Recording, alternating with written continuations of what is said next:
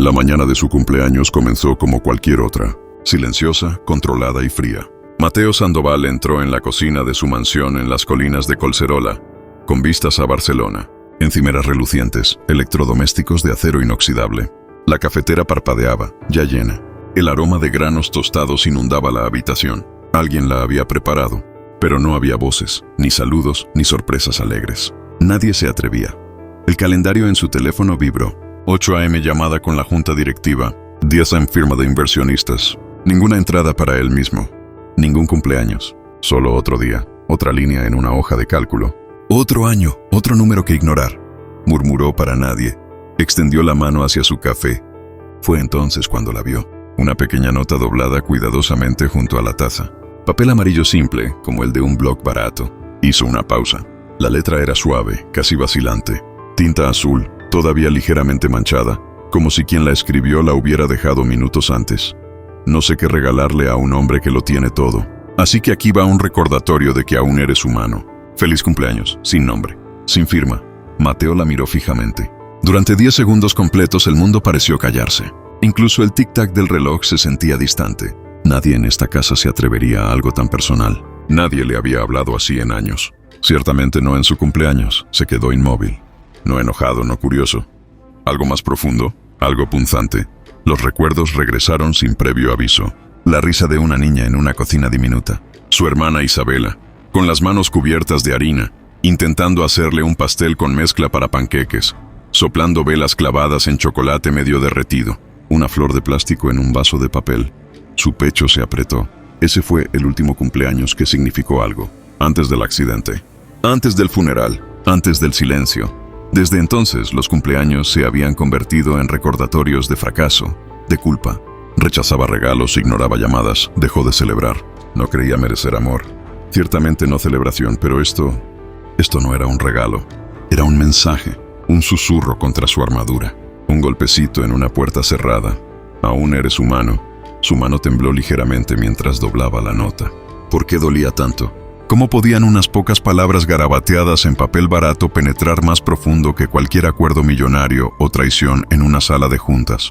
Deslizó la tarjeta en el bolsillo de su abrigo y giró sobre sus talones. Alguien escribió eso. Alguien en su casa. Pero ¿quién? Abrió el sistema de seguridad. El pasillo fuera de la cocina. Sin movimiento. El personal ya había ido y venido. La cámara no captó ningún momento claro. Una sombra pasó cerca de las 6:47 a.m., pero la imagen estaba borrosa por el vapor del café. Convocó al personal de la casa, el mayordomo, la asistente, la cocinera, el jardinero. Todos negaron con la cabeza. Algunos parecían genuinamente confundidos, otros nerviosos bajo su mirada penetrante. Finalmente, sus ojos se posaron en el último miembro del personal, Elena Vargas, la niñera contratada hace apenas 3 semanas para Lucía, su sobrina de 4 años. Estaba de pie tranquilamente junto a la puerta, cabello rubio recogido en una coleta ordenada, manos cruzadas frente a ella, calmada, pero de alguna manera presente, inusualmente presente. ¿Dejaste tú esto?, preguntó Mateo sosteniendo la nota. Elena parpadeó. Un suave rubor coloreó sus mejillas. No, señor, dijo, voz uniforme, pero sus ojos, claros, honestos, inquebrantables, no coincidían con su negación. Había algo en la forma en que sostenía su mirada, sin desviarla, sin tartamudear, como si estuviera diciendo la verdad. Pero no toda la verdad, Mateo asintió. Lo dejó pasar, pero no le creyó. Esa noche, cuando Barcelona brillaba como un mar de luces doradas bajo su ventana, Mateo regresó a las grabaciones de seguridad. Avanzó rápidamente hasta la noche anterior, después de que Lucía se hubiera ido a dormir. Ahí estaba, Elena, sentada en el piso de la habitación de Lucía, leyendo suavemente de un libro gastado.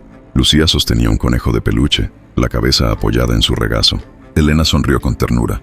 Luego se levantó, besó la frente de Lucía y apagó la lámpara. Caminó por el pasillo, hacia la cocina. Miró alrededor una vez, tranquila, sin prisa. Luego sacó una nota del bolsillo de su suéter de lana gris, la colocó suavemente junto a la taza de café y se alejó. Sus pasos descalzos apenas hacían ruido contra el mármol frío.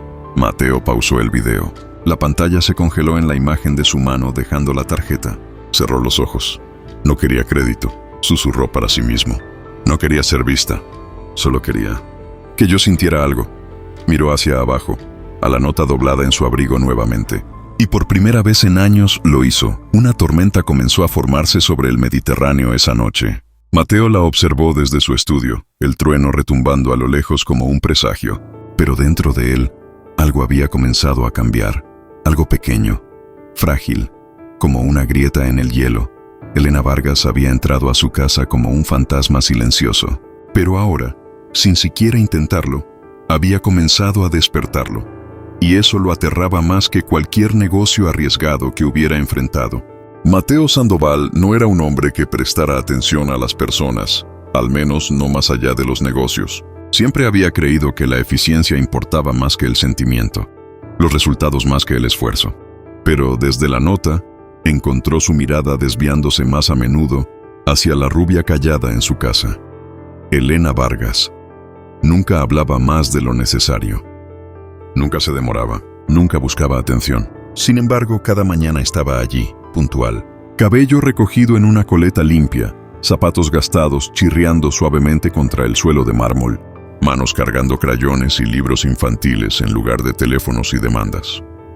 Mateo observaba desde la distancia, a través de puertas abiertas, desde el pasillo, a través de cámaras de seguridad que nunca usaba a menos que hubiera un problema.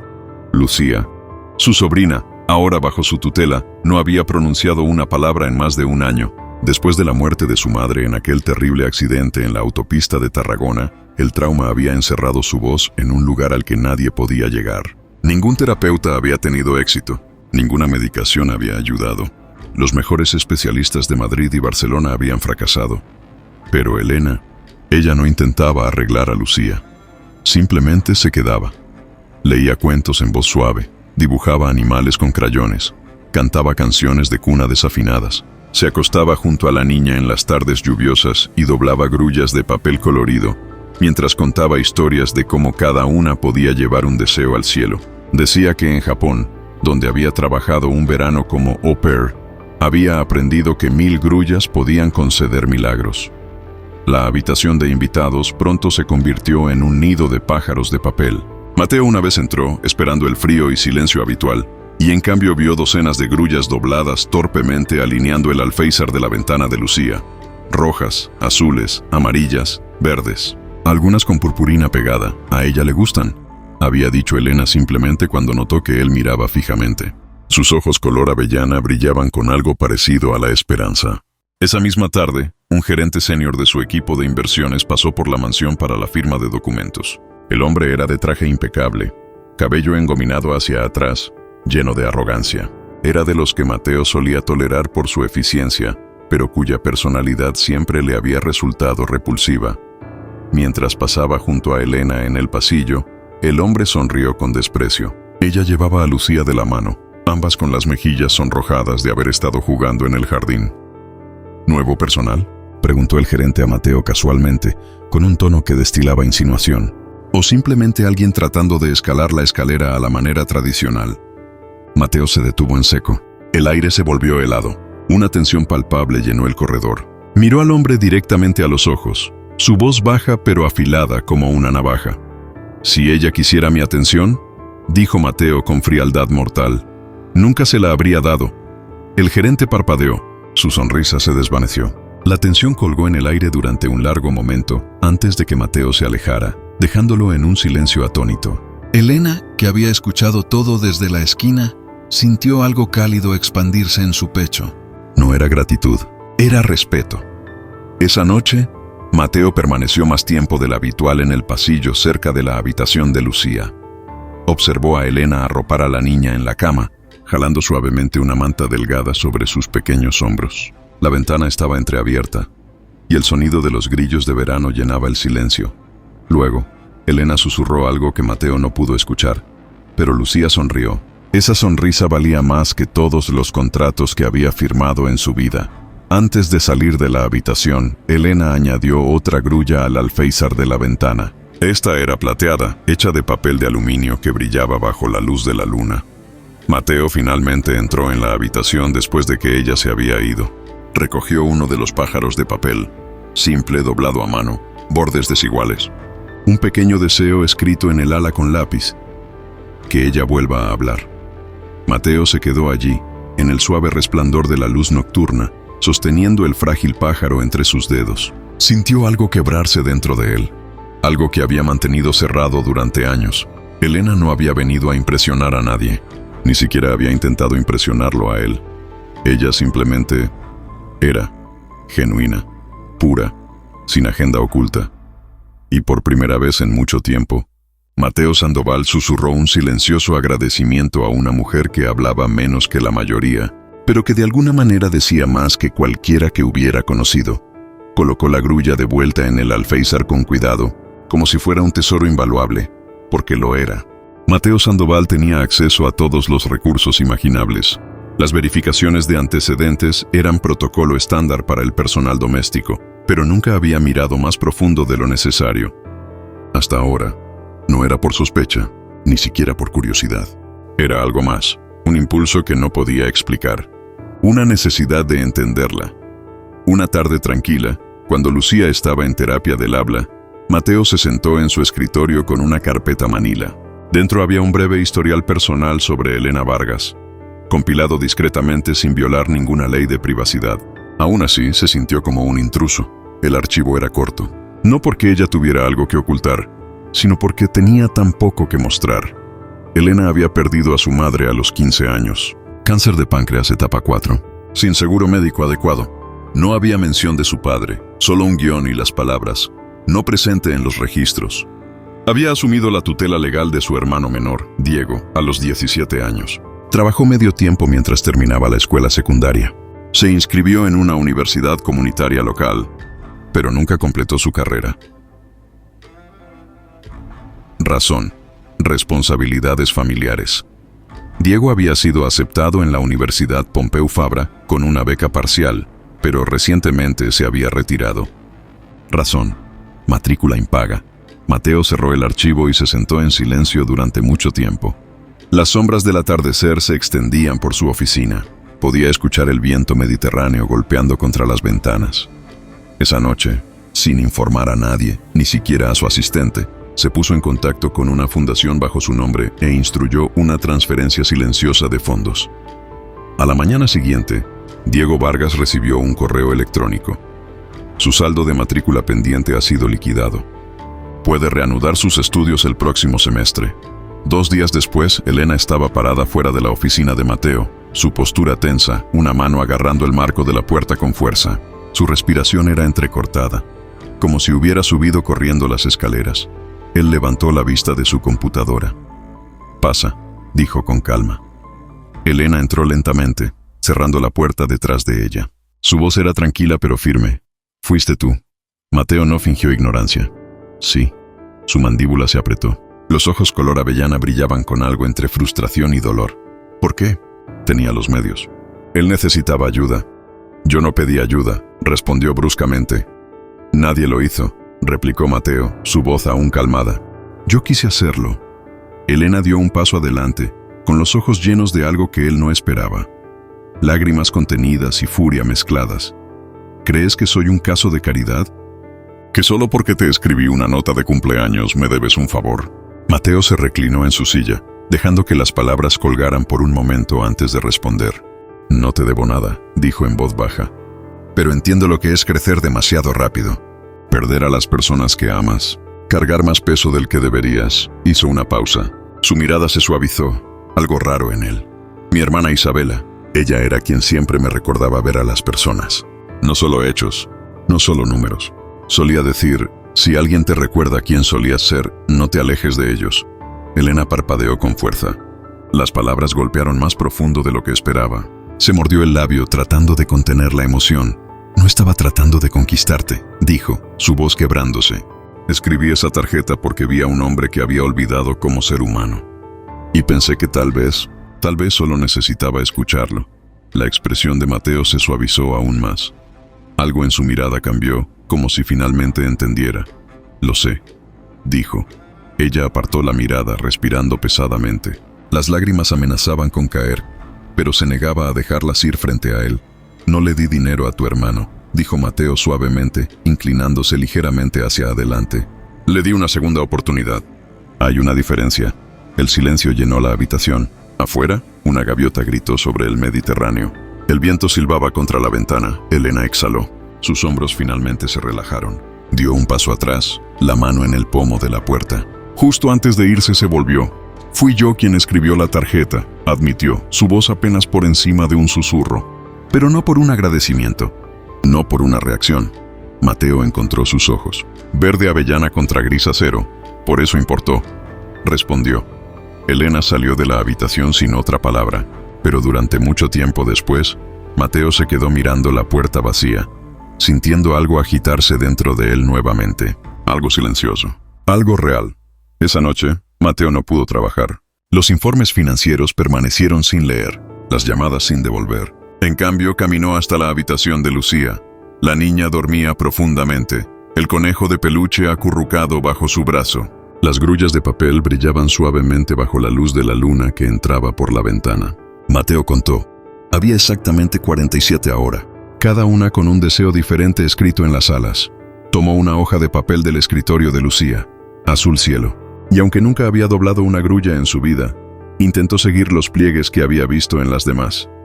Le tomó 20 minutos. El resultado fue tosco, asimétrico, casi patético comparado con las de Elena, pero era suyo. Con un lápiz, escribió en el ala, que ambas se encuentren paz. La colocó en el alféizar junto a las demás, y por primera vez desde la muerte de Isabela, Mateo Sandoval sintió algo parecido a la esperanza. La llamada llegó justo después de las 12:00 am. Mateo estaba en su estudio, trabajando tarde como siempre. El resplandor de su lámpara de escritorio proyectaba largas sombras sobre los estantes de libros, papeles esparcidos con modelos financieros, pronósticos corporativos y predicciones del mercado. Estaba a mitad de otro informe trimestral cuando el sonido de pasos apresurados resonó en el pasillo. Un golpe frenético. Luego la puerta se abrió de golpe. Señor Sandoval. Era Margarita, el ama de llaves senior. Su voz temblaba. Es Lucía. Está ardiendo en fiebre. Mateo se puso de pie instantáneamente. Su silla cayó detrás de él con un estruendo. Los números en la pantalla no significaban nada ahora. Todo lo que podía ver era Lucía. Para cuando llegó a su habitación, la pequeña estaba acurrucada en la cama, su pequeño cuerpo temblando bajo las sábanas. La luz era tenue, pero su rostro estaba visiblemente enrojecido.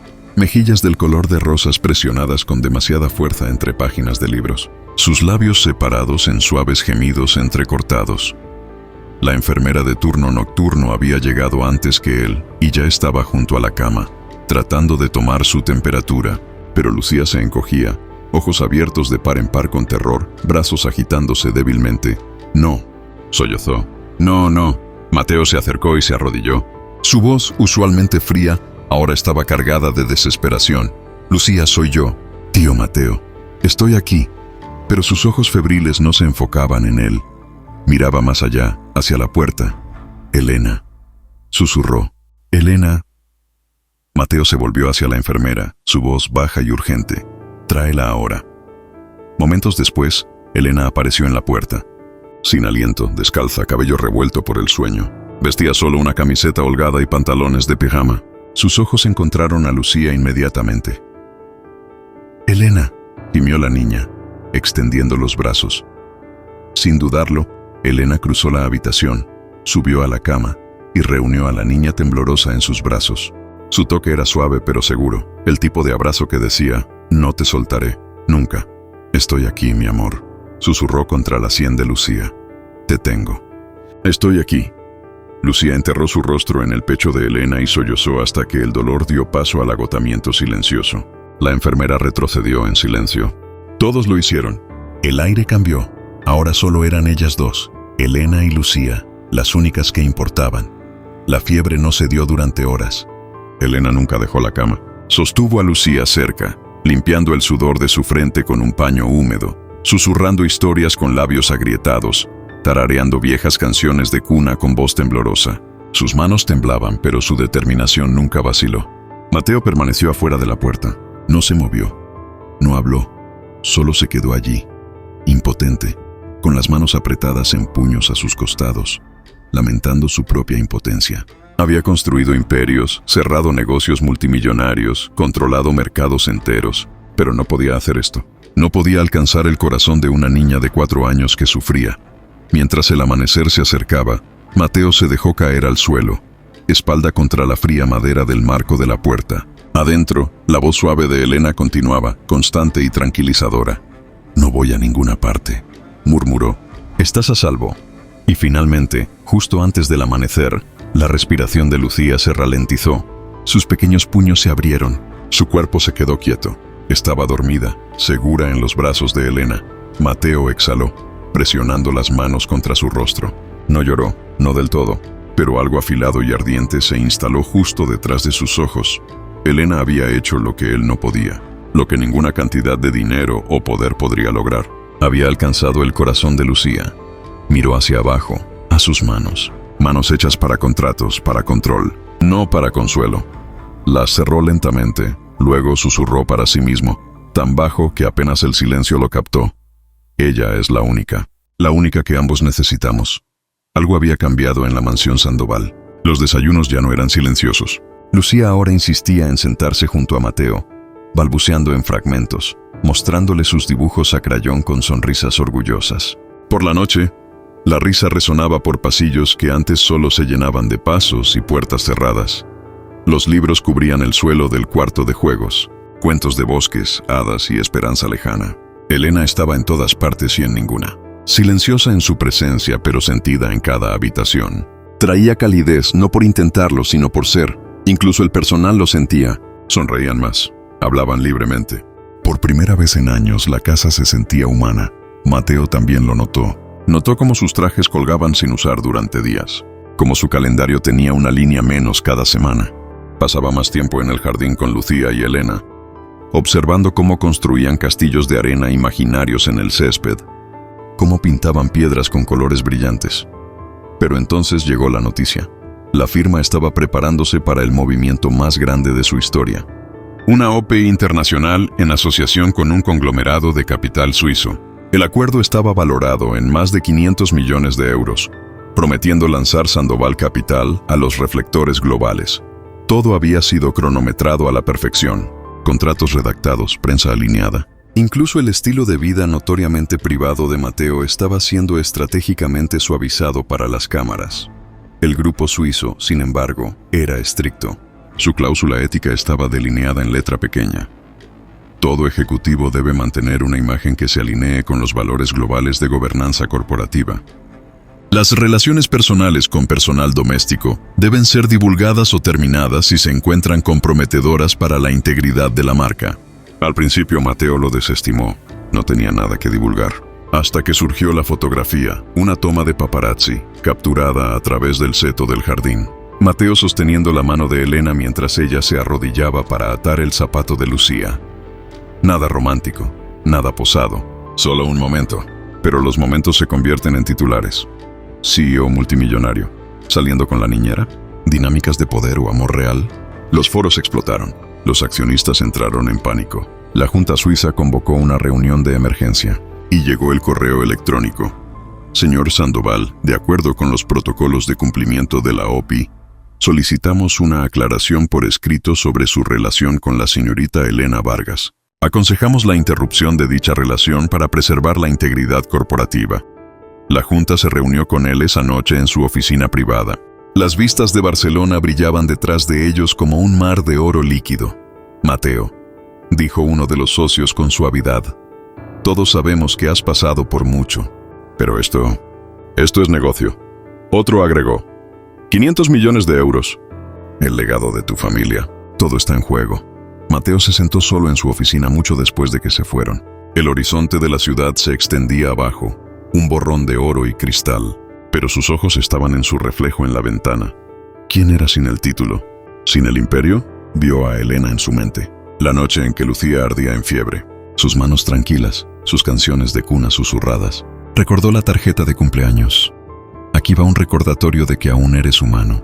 No había pedido eso, pero ella lo dio de todos modos. Sus manos temblaron, no de miedo, sino de claridad. Si firmaba esos papeles, si la entregaba para mantener este imperio, probaría que todos tenían razón, que era solo otro hombre con traje, y nunca se perdonaría a sí mismo. A la mañana siguiente, la sala de juntas estaba en silencio. Todos los principales accionistas estaban sentados, ojos fijos en él, bolígrafos listos. Mateo entró con calma, tomó su asiento. El contrato fue colocado frente a él. El bolígrafo junto a él leyó cada palabra. Luego, lenta y deliberadamente, dejó el bolígrafo. «No voy a firmar», dijo murmullos, miradas de shock. Se puso de pie. Enderezó su chaqueta. «Pasé toda mi vida construyendo», dijo, mirando alrededor de la sala. «Pero alguien una vez me recordó que ser humano no me hace débil, me hace completo». Recogió el contrato sin firmar. «Y no voy a intercambiar la parte de mí que siente solo para mantener la parte que comanda». Salió, dejando atrás 500 millones de euros y el título de CEO. La junta se quedó atónita. Nadie se movió, porque en un mundo construido sobre poder, Mateo Sandoval había elegido el amor. Y afuera, mientras el sol de Barcelona brillaba sobre el Mediterráneo, Elena esperaba sin saber que su vida estaba a punto de cambiar para siempre. Lo llamaron tonto, un multimillonario que renunció al mundo por una mujer que una vez había limpiado sus pisos y arropado a su sobrina por las noches. Los expertos diseccionaron su decisión. Las noticias publicaron titulares durante días. CEO renuncia a acuerdo de 500 millones por amor. Mateo Sandoval, héroe o titular. El precio de las acciones se desplomó. Los accionistas entraron en pánico. Mateo no se inmutó. Dejó de revisar los mercados. Dejó de usar gemelos. Dejó de preocuparse por salas de juntas y balances. En su lugar, cada mañana se despertaba para hacer panqueques con Lucía. Empacaba sus almuerzos con pequeñas notas que decían: «Eres más valiente de lo que crees». Leía cuentos antes de dormir nuevamente. Mal, pero apasionadamente. Y besaba la frente de Lucía antes de que se encendiera la luz nocturna. Elena se mantuvo callada al principio, insegura de su elección. Pero él nunca dudó. Unos meses después firmó los documentos en silencio. Sandoval Capital cambió oficialmente de manos, sin comunicado de prensa, sin discurso de despedida. Dirigió su atención a algo completamente diferente. La Fundación Isabela, nombrada en honor a la hermana que perdió demasiado pronto. Creada para niños que habían perdido aún más, comenzó pequeña. Algunos voluntarios, 2 consejeros y una casa reformada en el Raval de Barcelona. Pero la misión era grande: recordar a los olvidados que aún importaban. Mateo se volcó en ello, no como una figura pública, sino como un hombre tratando de reconstruir algo real. Y cuando llegó el momento de abrir las puertas por primera vez, la junta preguntó si quería dar un discurso. No dudó. De pie bajo suaves luces de cuerda frente a una multitud de donantes, sobrevivientes y voluntarios, Mateo subió al pequeño podio de madera. No llevaba traje, solo un suéter azul marino simple, sin corbata, sin guión. Solo miró hacia la audiencia, luego hacia Elena y Lucía en la primera fila. Pasé la mayor parte de mi vida tratando de controlarlo todo, comenzó. Mi nombre, mi empresa, mis emociones. Una pausa. Pero alguien me recordó que el punto de la vida no es controlarla, es vivirla, amarla a través de ella. Asintió hacia ellas. Y hoy dejo de controlar. Empiezo a vivir. La audiencia estalló en aplausos. Se detuvo frente a Elena. Ella se levantó lentamente, confundida. Y entonces él se arrodilló, no con un anillo, sino con algo más. En sus manos había una caja. Elena la abrió. Dentro, un par de zapatos blancos nuevos, elegantes, simples, hermosos. Jadeó suavemente, reconociendo la referencia al instante. El viejo par gastado que solía usar, remendado, agrietado, desgastado, se había ido. Esta era su respuesta. Mateo la miró, ojos llenos de emoción silenciosa. Me diste un cumpleaños que nunca olvidaré, dijo. Ahora déjame darte una vida donde nunca tengas que caminar descalza otra vez. Elena presionó las manos contra su rostro, lágrimas cayendo. Un aplauso resonó, luego otro y otro. Toda la sala se puso de pie, y Mateo finalmente había regresado a casa.